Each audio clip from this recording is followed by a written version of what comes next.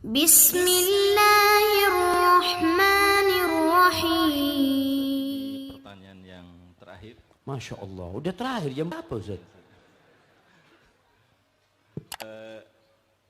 Dua Ustaz. Yang pertama, kenapa kadangkala ada orang yang ibadah biasa aja tapi hartanya Masya Allah lancar jaya. Tapi yang rajin ibadah rezekinya segitu-gitu aja Ustaz. Yang kedua, saya ingin menanyakan apabila pada satu situasi hidup yang serba membingungkan, tidak pasti dan tidak yakin apa yang harus dipilih untuk dijalani ke depan, apa yang harus dilakukan ya Ustaz? Karena ada rasa takut ketika sudah menjalani pilihan ternyata tidak tepat dan menyesal. Terima kasih. Bingung. Nah, iya kalau kita ngelihat ada orang yang nggak pernah sholat, nggak pernah ke masjid, fulusnya Masya Allah Ustaz, mobilnya bagus, rumahnya mewah, istrinya cantik, Allahu Akbar. Padahal dia nggak pernah beribadah Ustaz. Jamaah, antum jangan baper. Kata Nabi SAW, Innallaha yu'tid dunya man yuhibbu wa man la yuhibbu. Allah berbagi dunia ini pada orang yang Allah cintai dan orang yang tidak Allah cintai. Allah kasih dunia ini.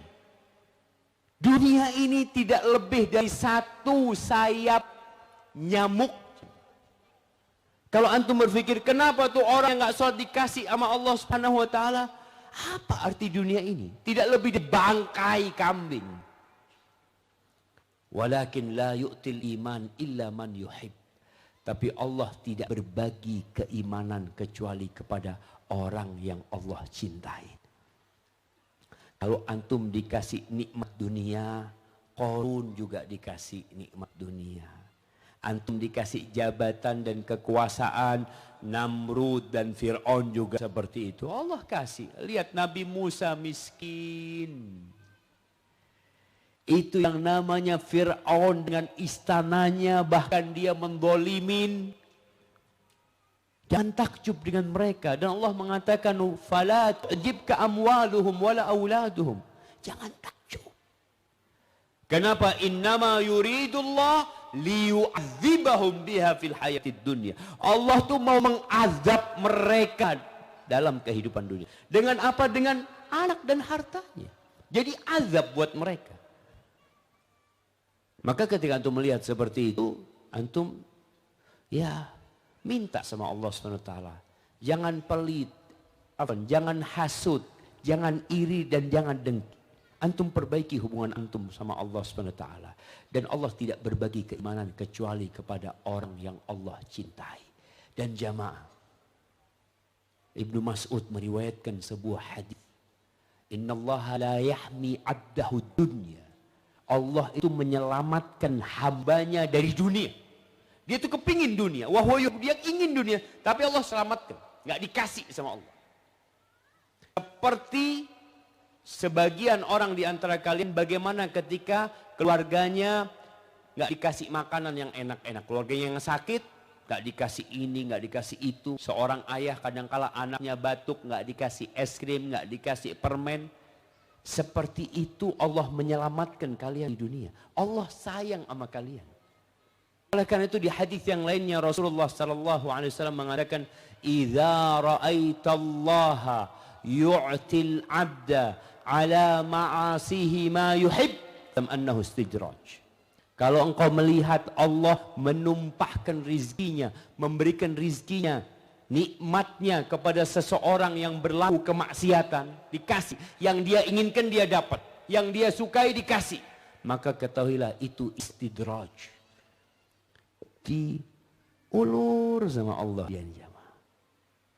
Kemudian Nabi SAW membaca firman Allah, "Falamma nasu ma dzukiru bihi fatahna alaihim abwaba kulli syai hatta idza farihu bima utu akhadnahum baghtah fa idza hum mublisun."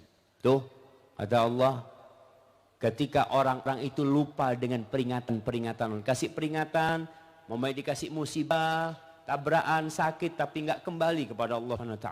Akhirnya Allah bukakan segala pintu buat dia, jemaah. Sampai orang ini bereforia, gembira dengan apa yang dia dapat, Allah cabut nyawanya. Ketika itu mereka menjadi orang-orang yang menyesal. Maka ingat, ukuran kebahagiaan bukan harta. Ukuran kecintaan Allah bukan harta, tapi iman dan amal soleh. Adapun pertanyaan yang terakhir tadi berkaitan dengan orang yang bingung. Allah Subhanahu wa taala mengatakan kepada nabinya, "Wasyawirhum fil amr." Musyawarah. Musyawarah, kalau antum mau memilih satu dari dua hal, musyawarah, tanya sana, tanya sini kepada orang-orang yang cinta kepada antum. Setelah itu istikharah, minta pilihan dari Allah Subhanahu wa taala.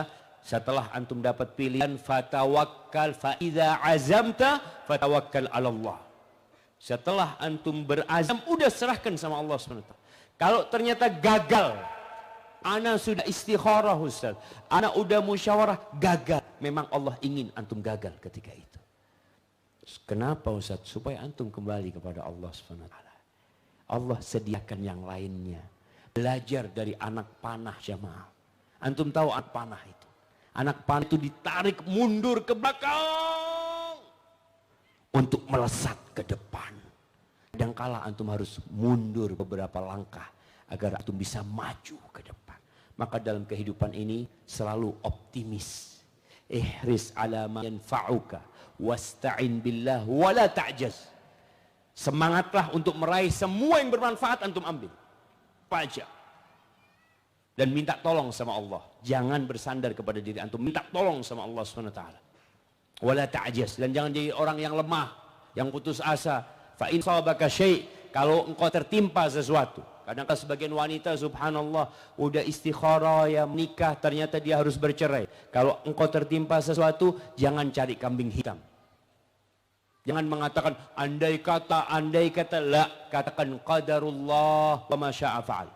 Itu takdir Allah dan Allah berbuat sekehendaknya. Karena kata andai kata itu akan membuka peluang buat setan, pintu setan untuk menyesatkan kita, maka hendaklah kita menyerahkan semuanya kepada Allah Jalla Jalaluh.